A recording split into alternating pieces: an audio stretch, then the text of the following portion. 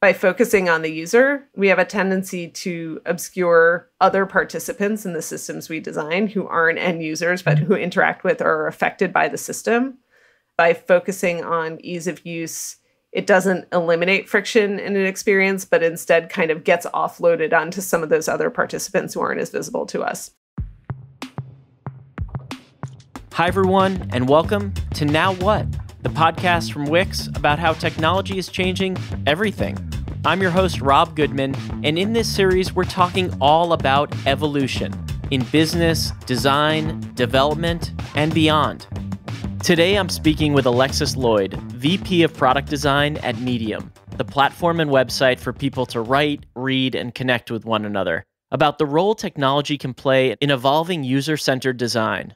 Alexis has spent much of her career at the intersection of publishing and technology. She's the co-founder of Ethical Futures Lab, where she aims to influence the future of AI and technology platforms for good. And she's worked as a creative technology leader at the New York Times, focused on the future of news, before joining Axios and then Automattic to transform their design practices. In this episode, we talk to Alexis about the power and pitfalls of the creator economy, how Medium is building relationships between readers and writers, and why artificial intelligence might just supercharge human creativity. You're in for a very future-forward conversation with the engaging and enlightening Alexis Lloyd. Let's get started.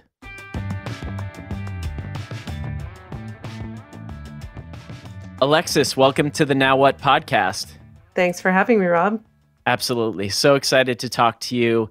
Let's dive in, and I want to talk to you a little bit about the future of publishing. You've worked at Automattic, at the New York Times. You're now VP of Product Design at Medium. You have had a hand and an eye on what the future of publishing is going to be now for years and years. Where do things stand for you, and where do you think it's going? When you look at the longer arc of publishing in the past, 20, 25 years or so, I think we're seeing these kind of cycles of disaggregation and aggregation happening. So we started out in this space where publishers and publisher brands were dominant as a means of distributing and discovering content. So your sort of legacy media brands, what we had going on for a long time. And then earlier in the internet, we started to see this disaggregation of that to some extent with like the blogging ecosystem that came up in the early 2000s. But then we saw some of those blogs kind of turn into publishing brands themselves. And then more individual bloggers, a lot of those got hired by traditional publishers and now work for the New York Times or the Atlantic or whatever. And then simultaneously, as social media became a dominant means of discovery, a lot of that kind of indie website culture lost some traction, as did more like in-depth long-form blogging. But now we're seeing a resurgence of that independent creator ecosystem. And there's just been this huge wave over the past couple of years of writers and creators kind of hanging out their own shingles and doing their own things.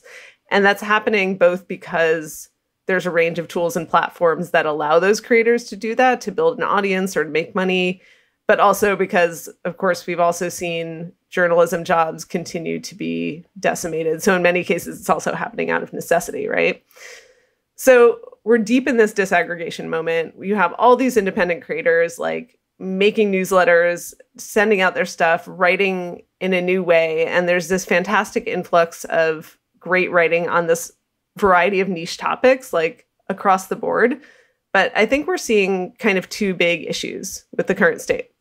So the first is that I think we're all starting to see how overwhelming that can be to manage as a reader, where you have all these subscriptions across different services. Some of them are paid, some of them aren't, and a wide variety of places that you have to go to get the content that interests you. And the second is just kind of email. Like newsletters have been one of the primary mediums for this resurgence, and they've become dominant because they're easy to publish. Your inbox kind of acts as this aggregation platform, and there are mechanisms for writers to get paid. And historically, websites have been harder to make. They have like limited mechanisms for notification or aggregation, and you don't have built-in payment methods. But if you look at email, like it's really limited in terms of the kinds of sophisticated media and content experiences and interactions that we've developed like on the web and in apps. So it's not really ideal. And this is part of what we're trying to do at Medium. Like, we're really trying to address those issues so that we can create the best connected space for ideas. And we want to make it easy for independent creators to share their ideas, to find their community, to get paid if they want to. And for readers, we want to create that kind of vibrant hub for a place you can go and discover those writers, those ideas, and engage with them in all the ways that we've come to expect from modern web and app experiences. Yeah, it does feel like we're at this kind of critical turning point where, as you said, all of these capabilities are at creators' hands for podcasts, for articles, for newsletters, for social media following. And at the same time, yeah, we're starting to reach that point where the consumer, the user, the reader, the viewer, the listener, it can be overwhelming, aggregating it, sifting through it, consuming it at the right place at the right time. So I love that intersection, that axis is where you're focused on with Medium. Talk to me a little bit about your role at Medium and your overall purview there. I am VP of Product Design at Medium, so I have my hands in all aspects of the product experience and really work on the product strategy to help figure out what are those overarching goals that we're going after? How do we evolve the experience of sharing ideas, engaging in those conversations in a deep and thoughtful way on the web? And what does that look like going forward?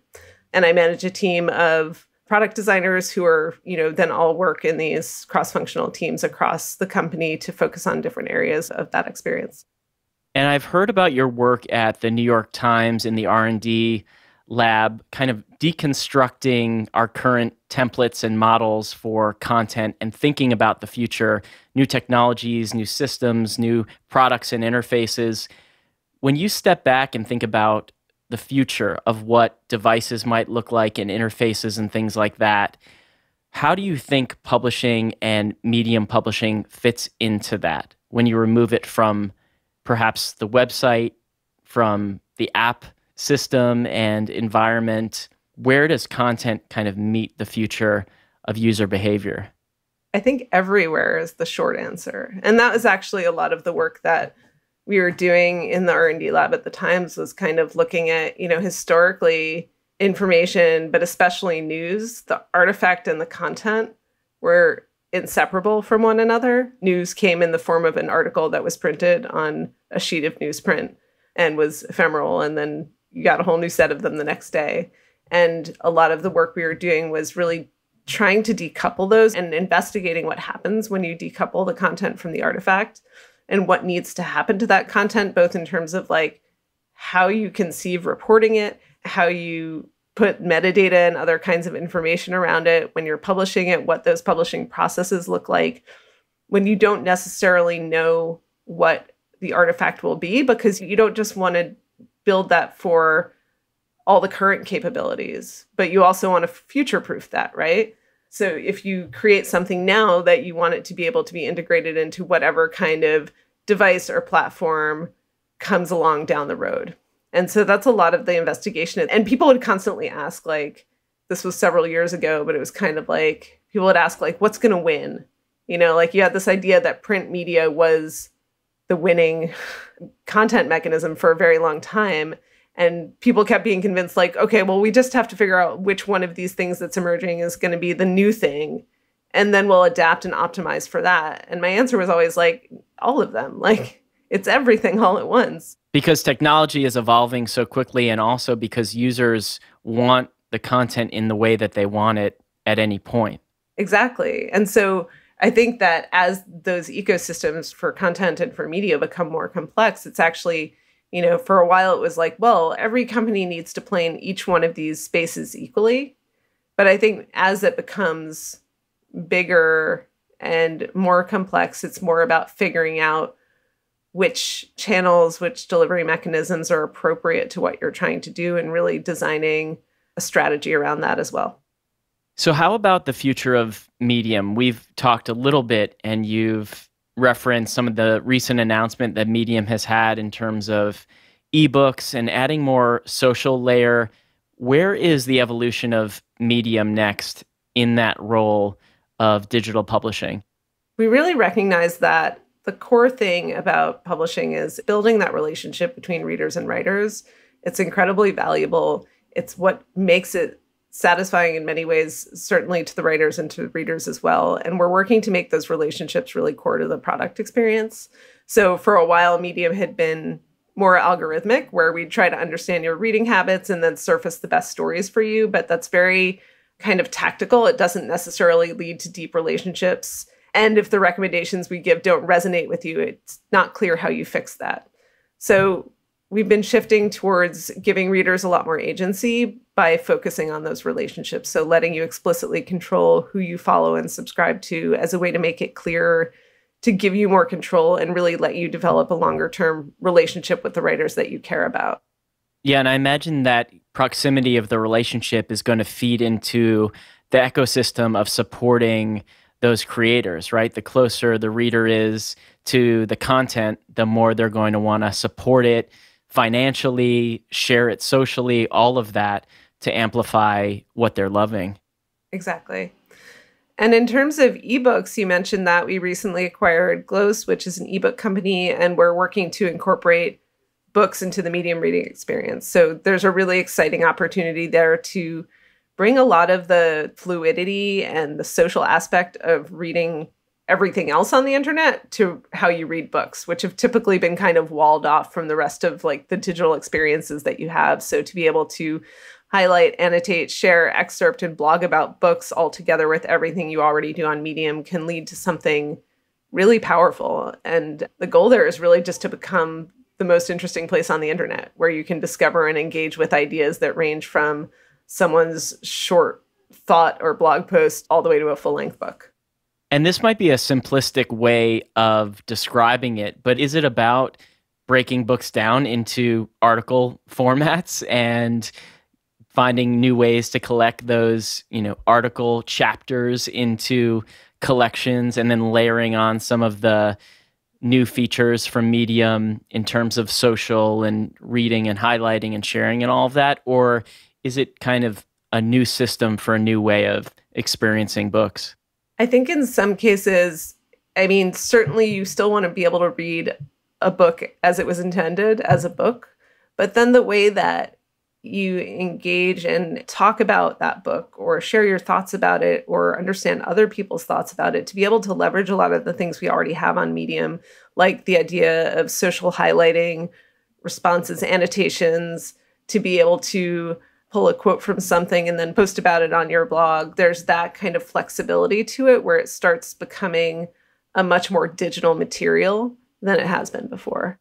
And this kind of conversation and social experience around reading has been like a long chase in the publishing industry. I remember at my time at Simon & Schuster leading online marketing, there would be new startups and web experiences and apps and things like that. And then when I was leading marketing for digital publishing at Google and Google Play, we were always experimenting with new ways to bring that kind of social interactive experience into apps and into the EPUB and ebook files. So I love this idea of finally the technology and the social sphere, the social layer we have around our media marrying up with the content. And I'm very, very excited about the experience that you all are building. And I think Medium is amazingly poised to be the one to deliver one of these incredible experiences. Yeah, I'm super excited about it as well. So this past year has been one of such change and challenge for companies, for technology, organizations, for teams. Talking about you, Alexis, as a leader specifically, how do you feel you've evolved over your time at Medium and even in your career? What are some of the things that you've leaned into over this past year specifically that have gotten you through and also helped your team manage to survive, but also hopefully thrive a bit too? The team at Medium, we were already somewhat distributed. We had some folks in our San Francisco office, some folks in our New York office, and some folks who were totally remote. Now we're even more so, of course. Luckily, I think, I have a fair amount of experience working with remote and distributed teams, including at Axios and at Automattic, which is very, very distributed. And in some ways, it's actually easier when everyone is remote than when you have a kind of a hybrid, because it levels the playing field. So there's been that. But of course, this isn't a normal remote working experience. There's been a whole lot else going on. So people are doing this with kids at home, with other folks they're taking care of, trying to work in small apartments with their partner across the room, also trying to do the same thing. And everyone just having a lot of like anxiety and stress over the time as well. So I think there are kind of different levels to how we've adapted to that. So some of those are really typical remote working practices. So going really deep on real-time collaboration tools, Figma, Miro, FigJam is really cool. I just started playing with it. I think they've done some really nice work there. Coda, Zoom, Slack, all of those things are like tools in the repository for like getting as close to that high bandwidth kind of engagement in real time with other people as you can. And then I think that one of the pitfalls of even typical remote working is that relationships between people can start to feel really transactional.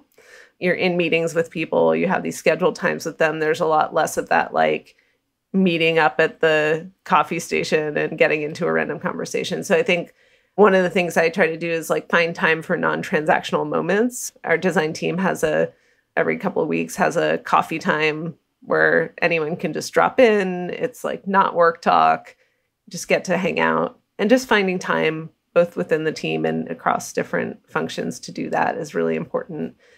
And then on the emotional level, honestly, I think as a leader, like we're all going through something really hard. Since it's been a long time, we can sort of forget that in some ways, that this is hard. And I think there's this balance of being strong and being vulnerable. Like you want to be that rock that's there for your team. You want to make them feel supported and safe and solid, and like they have the resources that they need and that you've got their back. And that's really important to have that sense of strength. But it's also really important to come to the table with like, I'm going through this too, to make that space to have it be okay for them to bring that to the table as well, because nobody's done this before. Nobody's gone through a pandemic and worked together and figured it all out on the fly. So it's just been a lot of really centering in being human and compassionate with people. And honestly, I mean, I think one of the things that has been eye-opening to me from the past year is just how much people can really adapt to anything. Like, who would have thought we could do this? But here we are, we're still building stuff. We're still making things, even in the midst of the world kind of turning upside down. Yeah. And let's talk about that a little bit, because I am really curious about the adapting that's happened in Medium on the design team specifically. And I want to talk a little bit about your organization and new practices and principles that you're bringing into the systems of working there. So let's talk specifically around design at Medium and how you and your team work. It was really interesting at the beginning of the pandemic because a lot of people turned to Medium to both share and get information about what was happening. And a lot of that was, changing in real time. And it's a user-generated content platform. And so there were a lot of really interesting questions to answer there to make sure that we were guiding people to the right information, to make sure that people were getting information that was up to date, and that we were taking that responsibility as a platform really seriously. So I think there have been things like that that have been really specific to the situation. And I think that some of the projects that we spun up early on in response to COVID taught us a lot internally about how responsive we could be. We launched the Medium Coronavirus blog within a week or two of everything shutting down, and it's been an incredible resource. And so I think that's just been a silver lining in all of this, is understanding, okay, like we have this ability to really see an opportunity and take it. And so that's been something I think that's fed into the way we think about the work that we're doing. Is like, okay, if we see an opportunity, like, how do we jump on that? How do we move forward on it and maybe question what might have blocked us otherwise? Hey everyone, I wanted to jump in and tell you more about EditorX, the new advanced web creation platform brought to you by Wix, the folks behind this podcast. I'm actually learning EditorX right now for my websites, and I've been loving it. EditorX gives designers complete creative freedom to build incredible websites within a sophisticated workspace. It's super intuitive to use, leverages cutting-edge responsive design, and combines CSS-level controls with smooth drag-and-drop functionality. This means you get developer-level controls in a beautiful design environment. EditorX is built from the ground up for collaboration and teamwork. Shareable design libraries, live commenting, and advanced roles and permissions means you can get to market faster and with easier workflows. For hardcore digital designers, you can define the exact position and behavior of every element at any viewport. With flex and grid layouts, you can design custom interactions, and you can have full breakpoint control. You can seamlessly integrate business solutions into your sites with industry-leading e-commerce tools, blogs, events, and booking systems. Plus, advanced SEO and marketing tools are baked in to support your client's success. EditorX is a highly visual platform for responsive design that also makes it so easy to add custom code and CMS to build data-driven sites and complex web apps too. You can learn more about EditorX at editorx.com, and you can start your training with free video tutorials, lessons, webinars, and more at Academy X. That's how I'm getting started. Now, let's get back to the show.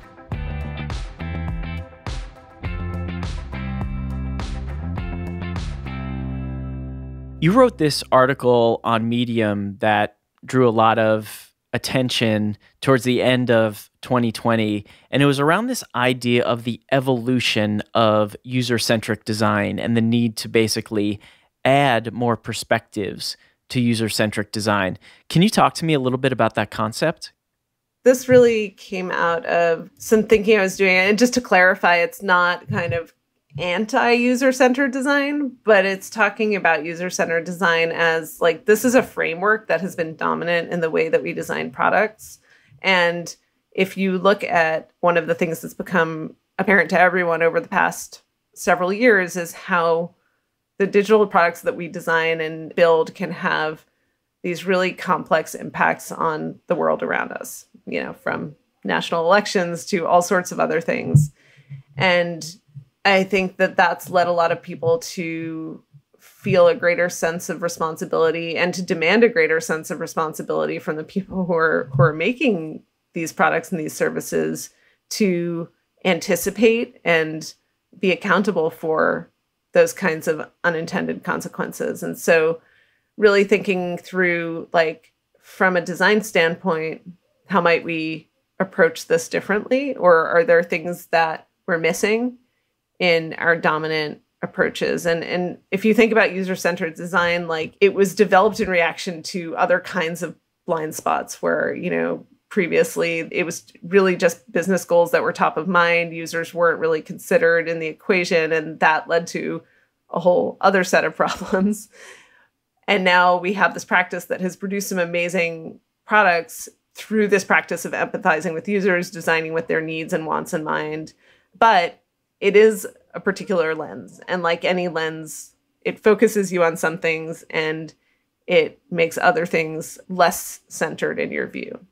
So there are some gaps that I think we can identify. So the first is that by focusing on the user, we have a tendency to obscure other participants in the systems we design who aren't end users per se, but who interact with or are affected by the system. And in some cases, by focusing on kind of ease of use, it doesn't eliminate friction in an experience, but instead kind of gets offloaded onto some of those other participants who aren't as visible to us, who are less visible, who are less privileged. And so I think that the thinking we're doing, and I co-wrote this piece with Devin Mancuso and Liz Hubert and Diana Sonis, and the thinking we were doing was really around systems thinking and how that might become sort of an additive layer on top of user-centered design. So not to replace it, but to add to it as a way of better thinking through what unanticipated consequences might happen as a result of the systems that we're designing, and thereby be able to preemptively counter any kind of negative effects that we might see. I love that. How has that started to make its way into user research, for example, or UX design in your work? In some cases, so much of this is about like looking at the things that we haven't been trained to look at. So some of it comes in this really kind of organic way of just introducing kind of new ideas into the conversation. But in that piece that we wrote, we actually ended it with like, these are 5 kind of tactical techniques that you can start to incorporate as a way of making this not just this heady, like, we should make good things and not bad things, but to actually give you some tools in the toolbox. So some of those things are really about taking practices that are part of user-centered design and extending on them. So basically, like, if you're not just designing the happy path and the ideal flow, but like actively plotting out all the ways that system might be able to be exploited, like thinking through what's the worst thing that someone might do with this system, or who are my most vulnerable participants, and then thinking through those incentives. So like, why might someone be incentivized to operate through this flow? And then like, how do we counter that? So there are practices like that, or really just, you mentioned user research. I think making sure you have a really diverse range of voices in the room, both in terms of the team that's building things and also in terms of the users that you're talking to, is important. And then there are a couple of other tools in there that are drawn more from kind of futures and forecasting practices as a way of kind of understanding, like, if this, then what? Like, what does this make possible that we might be able to anticipate? And these ideas, I see them come up a lot in Ethical Futures Lab, which is this organization that you've started with Matthew, your partner, I believe. Talk to me a little bit about that lab and what you're up to there. So Matt and I first met when we were working in the R&D lab at the Times, and the work that we were doing there was kind of incorporated a lot of this kind of future-facing, looking at emerging technologies, looking at emerging consumer behaviors, and kind of experimenting in that realm of the recently possible, like trying to figure out what can we do now that we might not have been able to do? What could that lead to? And then like, not just what is possible to make, but also what's desirable or not desirable to make. We really wanted to find space to continue that kind of work that we had been doing independently. And I think there's been a lot of conversation in the past couple of years around kind of ethical design, responsible design, ethical technology, similar kinds of threads, but it felt like the way that people were talking about those things was not resonating for us. And I think it's easy to talk about ethics in broad strokes, like doing good or evil. And we found ourselves really much more interested in like the levels of decision making, like what are the defaults? What's the expectation for how people use this? How do we make explicit these implicit choices that are built into the frameworks that we design? And I think really coming at it from the perspective of makers. And it allows for this much more nuanced conversation. A lot of the conversation around ethics feels very punitive almost. And in a lot of cases, you have theorists talking about ethics, and they're talking like at the people who are making it in this very like, you've done bad things, now go fix it kind of way. There were 2 things that were missing. One was that kind of nuance and that like getting down to the ground level of like, well, what does it actually mean? What choices might you make differently? Or like, what are some examples of things that people are building that point us in a different direction? Like starting to get to that much more nuanced conversation, and also like retaining this sense of possibility and curiosity about making with technology that I think a lot of people have sort of lost that sense, have become really skeptical. And I think it's possible to be skeptical and also curious and optimistic. I think you can bring both of those things into the fold. And so I think we're really looking to bring that sensibility with Ethical Futures Labs. Like, how do we come at this like, well, how do we make these good things? Like, what's possible? Like, what kinds of weird, interesting stuff is emerging that we wouldn't have anticipated? And then really bring it down to that nuanced level and not just have it be this very black and white conversation.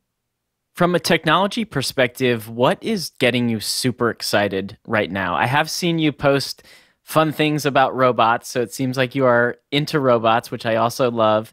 But are there things happening right now in the past, month or couple of months where you're like, wow, that is really exciting. I can't wait to dive into that either in my work or just for fun and experimentation?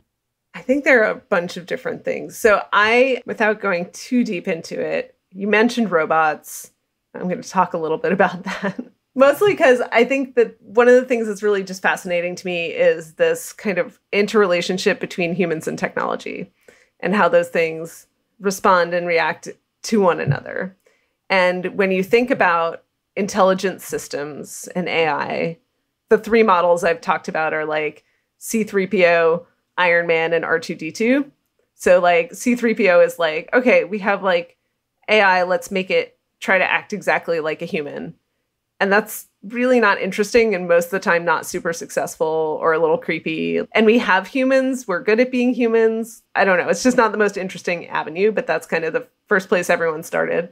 And then there's the Iron Man thing, which is like, okay, we have these intelligent systems. Let's use them to like augment ourselves and give ourselves superpowers. Like that's starting to get a lot more interesting. But then I think the thing that's like really fascinating is this R2D2 model of like, these are just these kind of companion species that we get to play with and like work with as these like creative companions that you don't aim for them to be perfect facsimiles of the way a human would think about something or approach something, but instead you take like what's unique about the kind of computational gaze or the machine perspective and you bring that into play. And you know, there's this way of thinking about those things not as errors or as like gaps to be filled, but as like differences to be enjoyed and explored. So I think there have been a bunch of art projects that are really looking at neural networks, at machine learning, at AI in ways that are much more like playful with that sense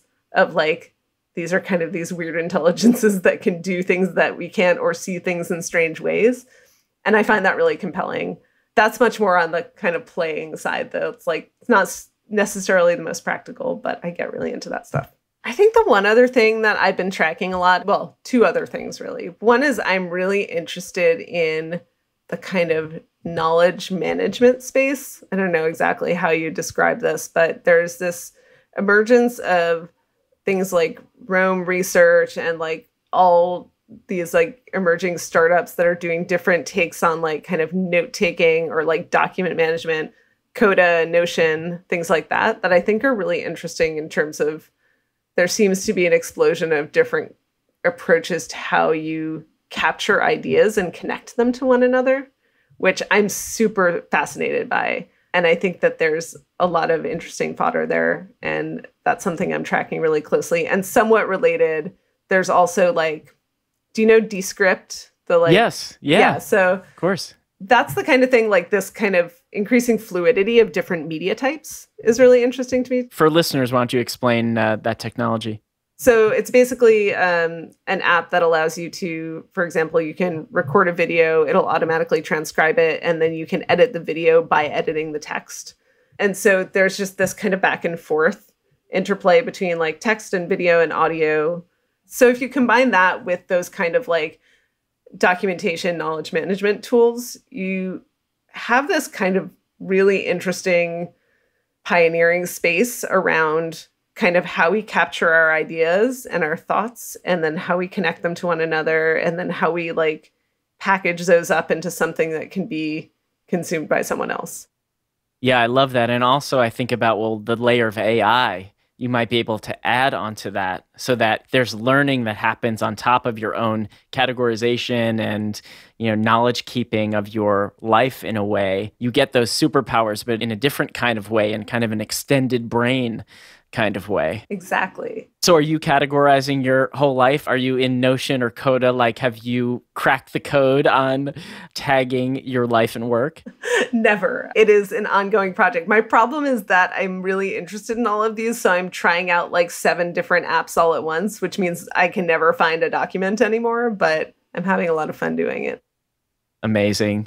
And how about these ways of talking about ethics in design and products? I love what Ethical Futures Lab is focused on. What about these kind of micro decision moments that can impact change? Talk to me about that philosophy and talk to me about how listeners might start bringing these into their workflow. I think it's really great to have just a set of questions in your head that you're always asking. So what's the worst thing someone might do with this is always a good one to bring to the table. Like, how might this be exploited? Which could be awkward, right? Like, I mean, that could be, you kind of have to stick your neck out. And if everyone's vibing on something, you have to be kind of like, what's the worst case scenario? Yeah, I think that's the trickiest part, to be honest. I think it's a way of bringing those questions to the table without losing the enthusiasm, like without being the naysayer in the room. Right. I think that is super important and a hard balance to strike, but it's really, understanding what people are excited about, getting on board with the excitement, and then also approaching this more as like, we can make this better if, or how might we, bringing this up as more of a constructive, collaborative conversation rather than, now this isn't going to work because people will do this with it. Right. It's just bringing a different and new and additive perspective to the lens of product development. Yeah, I was recently on Julian Bleeker's podcast for the Near Future Lab, and he had a great phrase where he was talking about being an optimistic contrarian.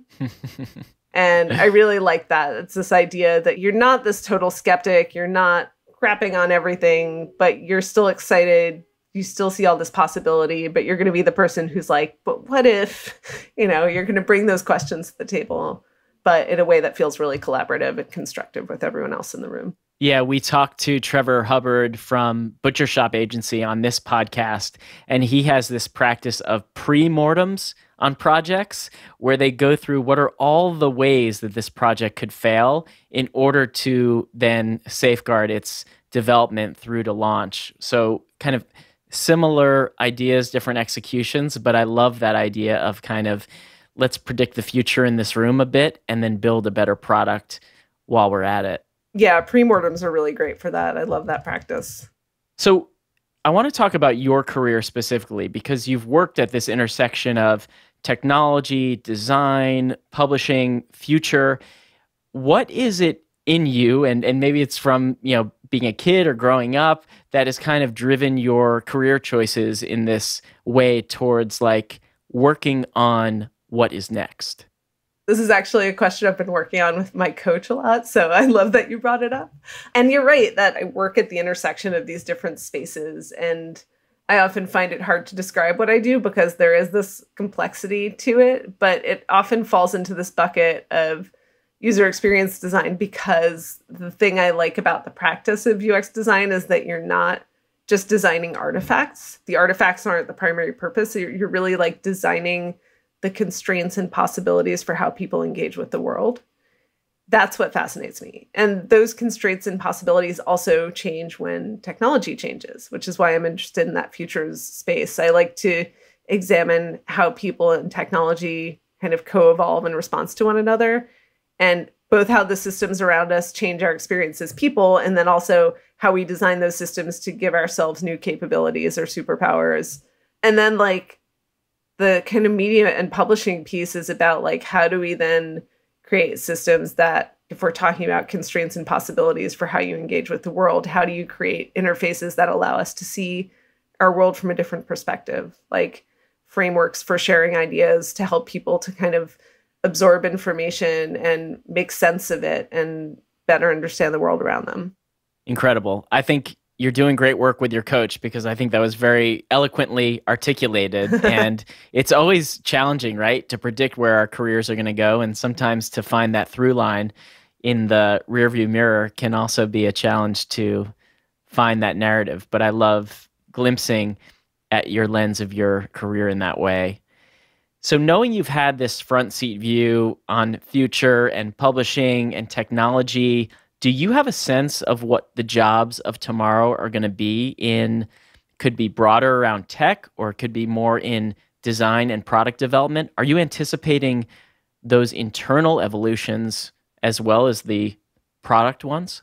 For sure. I think a lot of it comes back to what we were talking about in terms of this deeper understanding that everyone now has that digital products can have this huge societal impact, and that there is this push for people designing and developing those systems to take responsibility for that impact, which kind of changes the scope of the job. So we talked a little bit about like bringing more systems thinking into play. And I think there is a tendency within design to have it accumulate more and more skill sets from other realms. But I think of it more like about deep collaboration with people who have specialization in other areas. Like, I actually really believe, especially in product design, of the ability for people to be strong generalists. Specialists are really important as well, but there's this thing that is increasingly important, which is the ability to kind of take information from people with lots of those different kinds of deep specializations and like see across that and synthesize that and be able to really understand what the whole is and like how you shift something over here and what kind of impact that might have. So I think that there's going to be more of a need for those kinds of product leaders, those people who can really like synthesize and tell that story across and like start to really see how the whole thing hangs together. And that's going to be increasingly important. Alexis, I want to ask you, over these past months, what has put fuel in your tank? Personally, professionally, where are you turning to kind of get a breath of fresh air and recharge? I think the hardest thing for me over the past year or so is that it can start to feel like you're just a brain in a jar in a Zoom window.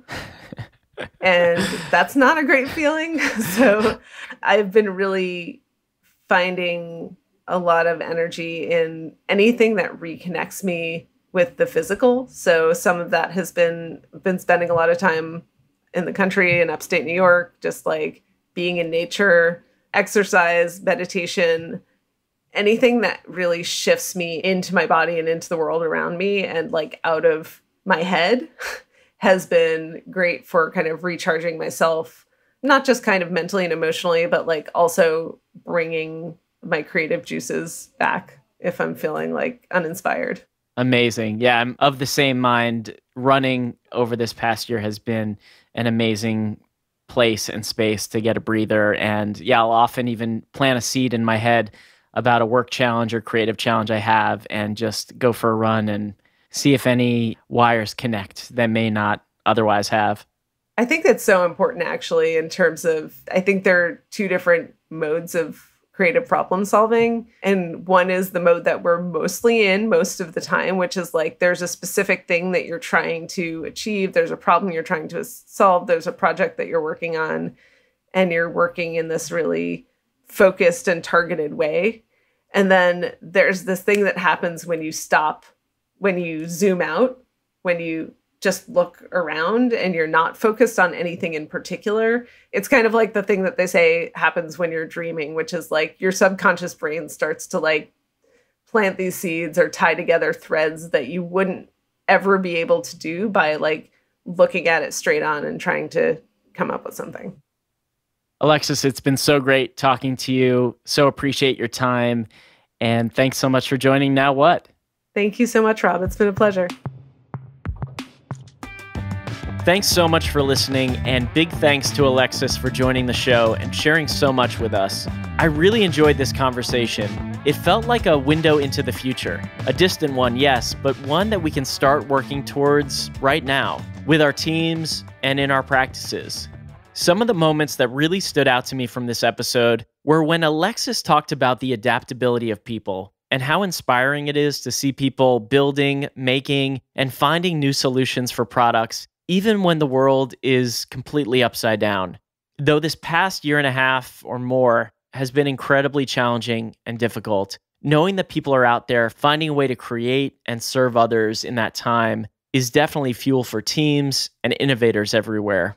Another part of our conversation that really stuck with me was this notion that Alexis has written about, that by focusing exclusively on the end user, we can overlook other people that are a part of the system in this connected ecosystem that are still affected by what's designed, but aren't necessarily the end users. She likes to direct the focus on ease of use, which helps to include those that are less visible and less privileged than end users into the design and product development process. Alexis spoke about staying curious and optimistic in product design conversations, rather than being black and white about processes. So much of Alexis's thinking and her career has been future-focused in her work. So I think this takeaway is really key to opening up new avenues for discussion and discovery. And lastly, when it comes to thinking about jobs of the future and where a need will arise in design and product development, we talked about the value of being a generalist, of having people on your team who can take in information from those with deep specializations, but then they're able to see across all of those areas and synthesize learnings. I couldn't agree more, and I think that those cross-connecting generalists can also open up new opportunities to go deep as they see intersecting avenues that may have been less visible before. You can learn more about Alexis and all of her work, including writings, interviews, and talks on the future of design, product development, and AI at alexisloyd.com. And follow Ethical Futures Lab at ethicalfutureslab.com too. Links to much of what we discussed are available on our website for Now What at wix.com/nowwhat, where you can also get a full transcript of this episode. Thanks so much for listening. This is Now What by Wix, the podcast about how technology is changing everything. Now What is hosted and produced by me, Rob Goodman, executive producer for content at Wix. Audio engineering and editing is by Brian Paik at Pacific Audio. Music is composed and performed by Kimo Maraki. Our executive producers from Wix are Susan Kaplow, Shani Moore, Omer Shai, and me, Rob Goodman. You can discover more about the show and our guests at wix.com/nowwhat. Be sure to subscribe and follow the show for new episodes wherever you get your podcasts. And if you like what you heard, please leave us a review on Apple Podcasts and share this show with your friends and colleagues. We'll see you soon.